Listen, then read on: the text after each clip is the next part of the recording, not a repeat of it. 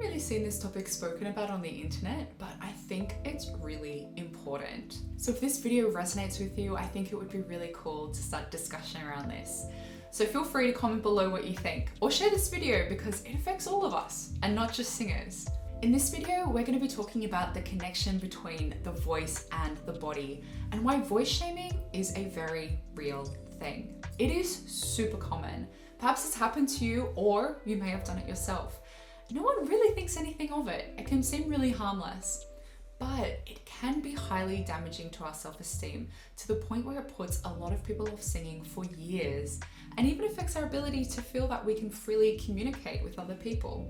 We're also going to be talking a little bit about the body positivity movement and how the voice factors into this. Also, why the movement can be problematic and an alternative that I quite personally like that may give you some food for thought.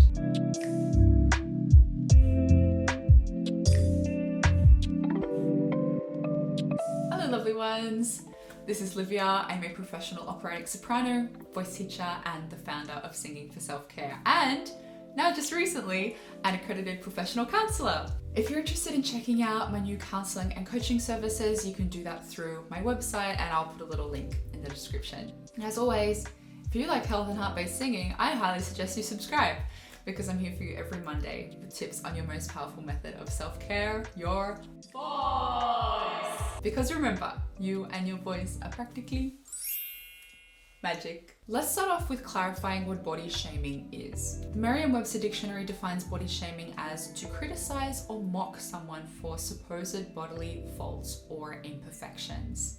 Wikipedia actually have quite a nice definition. So body shaming is the act of deriding or mocking a person's physical appearance. The scope of body shaming is wide and can include, although is not limited to, fat shaming, shaming for thinness, height shaming, shaming of hairiness or lack thereof, of hair color, of body shape, one's muscularity or lack thereof, shaming of looks. That sounds like basically everything, right? Extensive levels of body shaming can have negative emotional effects, including a reduction in self-esteem and other issues such as eating disorders, anxiety, body image disturbance, body dysmorphic disorder, and depression. Here is an obvious and common example of voice shaming. So imagine that you're a child singing in the school choir. You're doing your best to follow the music and sing along with the right words, and you're doing all the actions and you're following the directions that your teacher has given you. Later in that evening, you go home and you're excitedly showing your parents what you've learned. And perhaps your father, he's had a bad day and he snaps at you and tells you to be quiet because you can't sing in tune and you're giving him a headache. Or maybe you decide you're going to sing at school assembly in front of your schoolmates and you see some people in the front row that are laughing at you and mocking you. So these examples, while they may only last a brief moment and usually completely unbeknownst to the other person, can be deeply traumatic. Many people, they're going to shut down immediately and never feel confident enough to explore singing ever again. It isn't just singing that lends itself to voice shaming. The way people speak may also make them a target of bullying and voice shaming. Interestingly, these are traits that are often associated with femininity. Men with higher pitched voices are often subject to homophobic slurs, which may make them feel they need to manipulate their instrument with excess tension to manufacture a sound that's duper. Women often face sexism when it comes to their voices with things like upspeak or vocal fry. There's actually a lot of really interesting research into female voice patterns and sexism. Now, I'm not sure if it's a little bit too off topic for this channel or not, but if that's something that you're interested in and want to see, let me know down in the comments. Trans and non-binary people face another set of unique challenges as they experience gender dysphoria around the sound of their voice, or they may be insecure about being clocked by others when they speak. So you can see, much like traditional body shaming, voice shaming is just as prevalent in our society, and it doesn't just relate to singing, but our speaking voices too. And much like body shaming, voice shaming revolves around a narrow idea of what society deems as acceptable and attractive. And these standards are aligned with a very traditional and simplistic idea of gender presentation, as well as socioeconomic and cultural elements which shape our accents and the way we speak. In tandem with how the rise of Photoshop has promoted an unattainable standard of beauty, There has been a similar trend over the past 20 or so years to massively overproduce voices on recordings. Autotune was released in 1997 and has now become a standard part of the music industry. It can even be used now in live performance. Contemporary music production also has the tendency to heavily compress vocals to the point where they don't even really sound human anymore. Little town full of little people, people, people, people.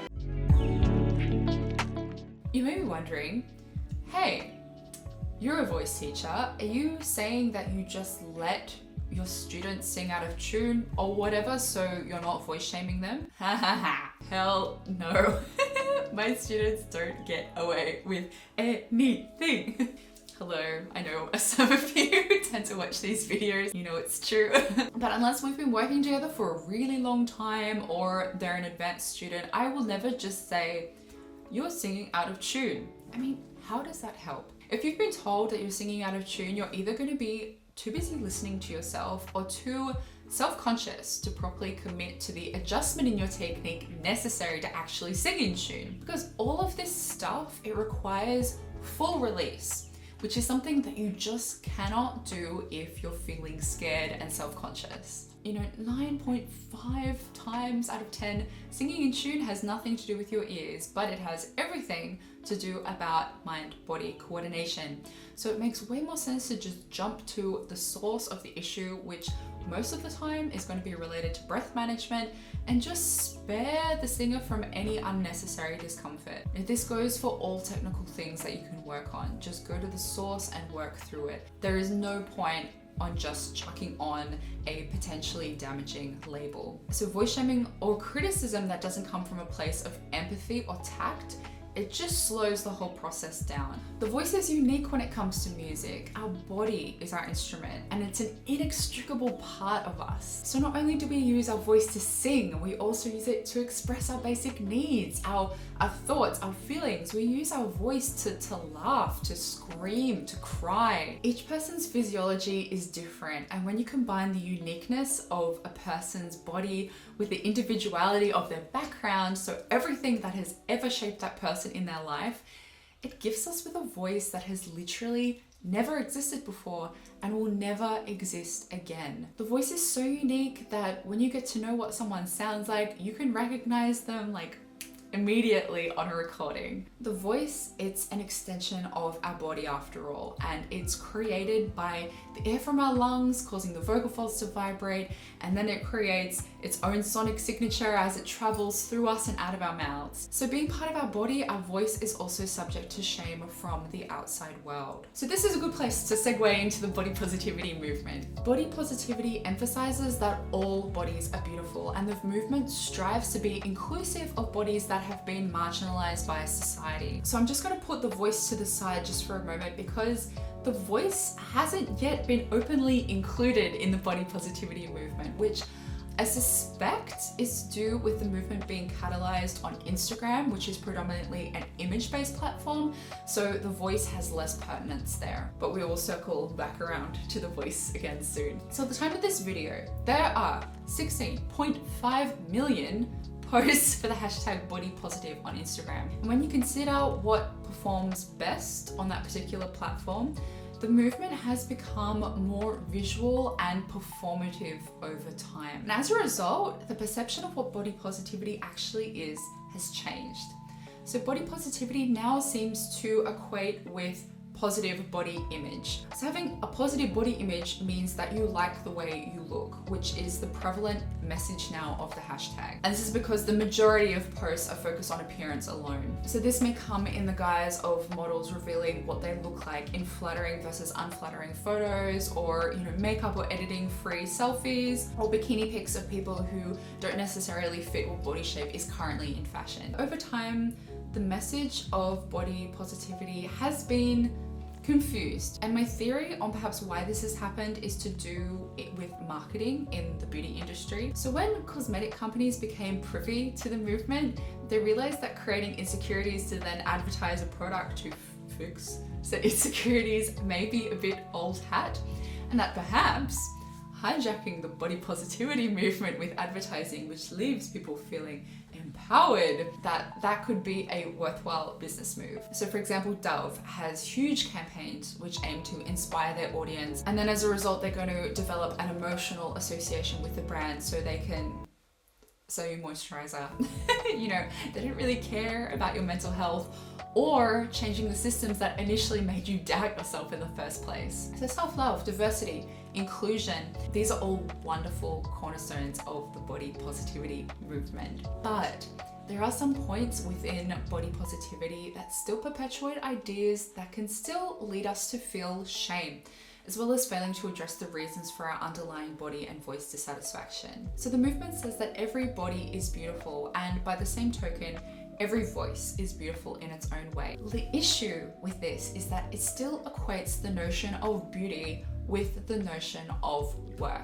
And this isn't just in reference to our own self-worth, but our worth in the eyes of others. Body positivity expects us to just flick a switch in our brain to love our bodies and voices, but it does nothing to address the root cause or effects of body shaming, nor does it do anything to dismantle the systems that attribute to body shaming in the first place. Now, it ignores the fact that there are still messages all around us that tell us that we are not good enough. So even from childhood, we see movies that depict the hero as conventionally attractive, friendly, and in the case of singing, so like heaps of Disney movies, the voices, they are smooth and they are pitch perfect. So this is a very stark contrast when you look at how the villains are depicted, and they'll have a character voice that may be croaky or nasal or out of tune, and this is a way of communicating that this person is evil or cruel. So from little children, we see that attractive equals good person and unattractive equals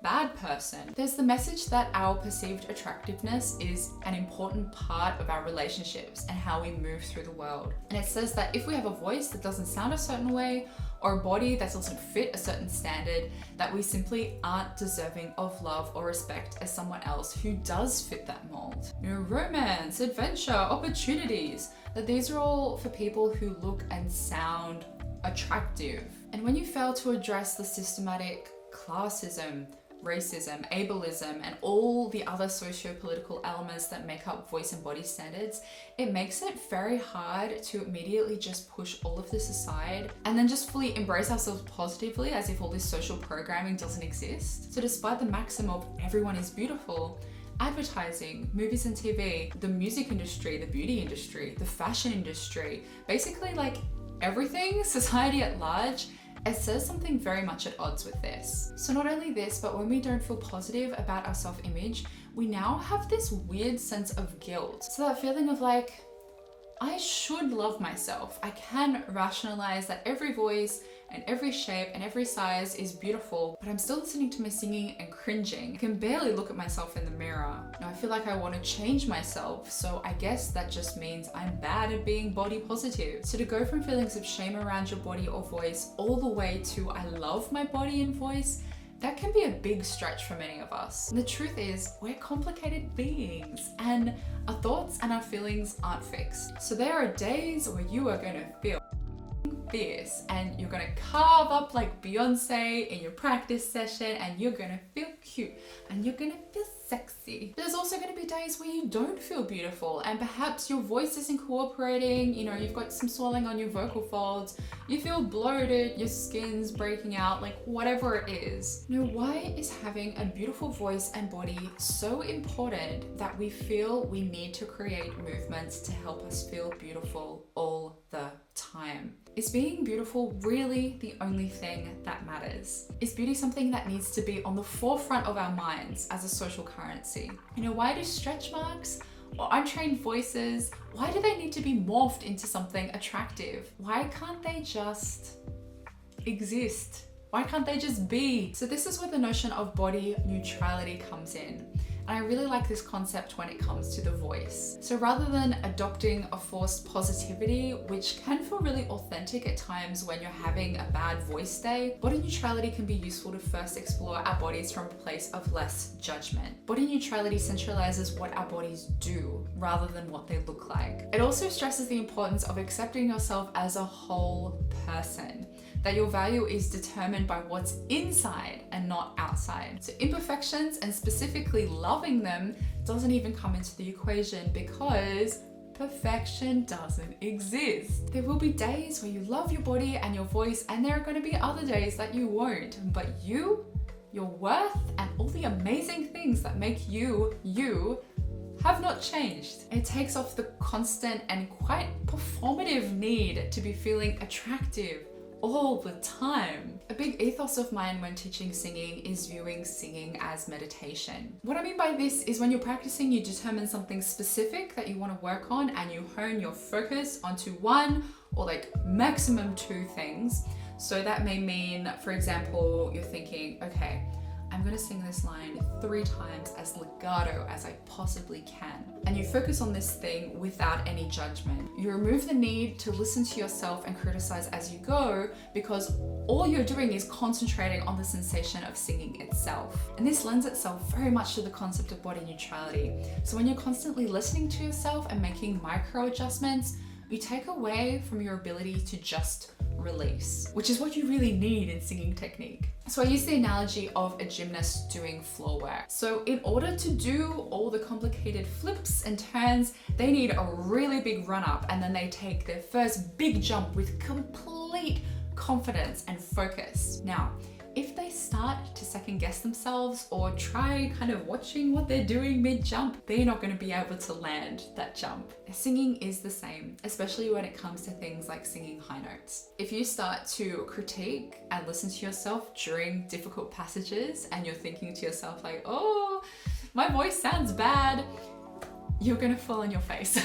When you detach from the notion of beauty being important in your voice, you free up so much brain space, and then you can actually commit to the process of singing, and therefore your voice is going to improve more quickly. It just helps you get out of your own way. Also, keep in mind that the quality or value of singing isn't measurable. You know, singing isn't like sport. You can't win at singing. It's completely subjective. Even super trained and healthy voices, ones that are conventionally attractive, you may not find yourself particularly drawn to. And there are some very successful singers that don't have conventionally attractive voices. I mean, I have never heard anyone say, wow, Leonard Cohen, what an exquisitely beautiful instrument. I mean, you don't listen to Leonard Cohen for vocal mastery, you listen for storytelling. And there's countless examples of this. If you have an artist that you love with an unusual voice, give them some love in the comments. You know, we often berate ourselves for any of our own perceived imperfections, but we may actually celebrate those imperfections in other people. Our voices have so much more to offer than sound alone. They're our primary means of communication. Through a song, we have the ability to transport people to a different time or place, to move them to tears, to entertain them, to help them heal their pain. Singing connects us in profound ways as we share in the human experience. And this is a truly special gift, and it transcends anything like singing an off note. So, little side note here, I created this video to highlight voice shaming and voice neutrality, and I needed to bring up the accompanying body focused movements for context. I do wonder, however, that body neutrality, whilst it sounds idyllic in so many ways, I think it could be too erasive of some cultural elements. So body positivity, before it was manipulated into some sort of capitalist thing, was a movement that was born out of and championed by people of color. So to say appearance shouldn't determine worth is correct, but kind of in the way of saying like all lives matter is correct. I mean, that's obvious, all lives matter, whatever. But to harp on about that derails conversations about racism and dismisses the problems of discrimination that the Black Lives Matter movement highlights. So much the same, perhaps body neutrality is too homogenized a concept, and it's too dismissive of body positivity's roots, where the message is not so much everyone is beautiful, but marginalized bodies of color are also beautiful. I do hope though that the voice part of this video gave you some food for thought and perhaps helps you rethink the relationship that you have with your voice, particularly if you find you're very critical about the way you sound, or if you have experienced voice shaming before. Thanks for hanging out with me, and I will see you next Monday. Bye.